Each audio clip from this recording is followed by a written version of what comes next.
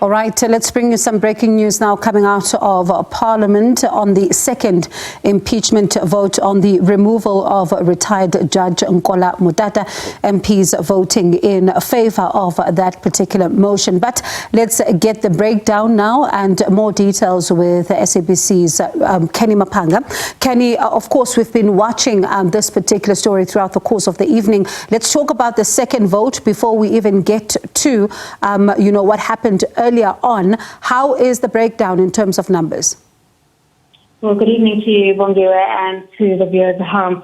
Of course, after a lengthy division, the results are out. It's 296 in favor of the removal of retired Judge Nkola Motata. So after many years, we are finally seeing that judicial accountability taking place. And Canny, let's talk about then what happened, to some of the members of the Economic Freedom Fighters. We saw them, some of them being removed from the House. And I wonder then what was happening there? Okay, so in the first impeachment vote that was of the suspended Judge President Judge Nkola, it seemed that the process went smoothly. However, prior to them going into the vote, there is a debate. So once we moved to the second impeachment vote of retired Judge Motata, I think that's where things went downhill. Following Advocate Mkhwebane, the EFF MP's debate, she was then followed by Freedom Fund Plus's Mr. Mulder, and then objections were raised by the EFF based on him addressing some of the concerns that were raised by the EFF.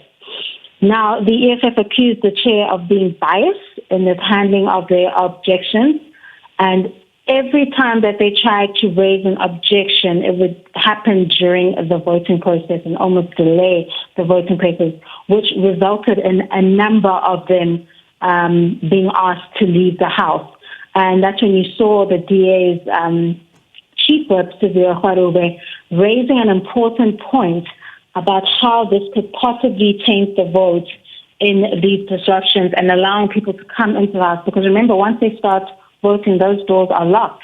However, due to those disruptions that delayed that voting process by quite a number of time, the sergeant at arms as well as those protective services would have to come in and remove those members of parliament.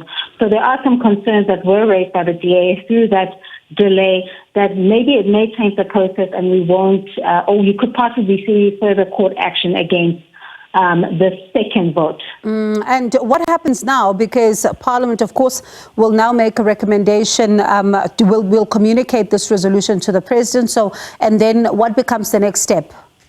Well, it's simple, Bongiwe. When you're a judge, it's quite the honor. You are a judge until you die.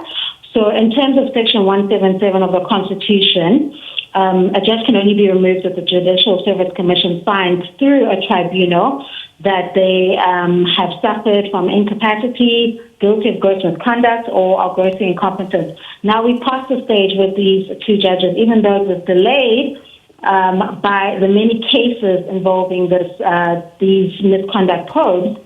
Now that it's at the National Assembly stage and they've debated and voted on the removal of both these judges with a 2/3 majority, Judge Nkola being an overwhelming majority, and then we're seeing of Motata's is 296, the resolution, which is a majority, is required to remove this judge. They passed the step.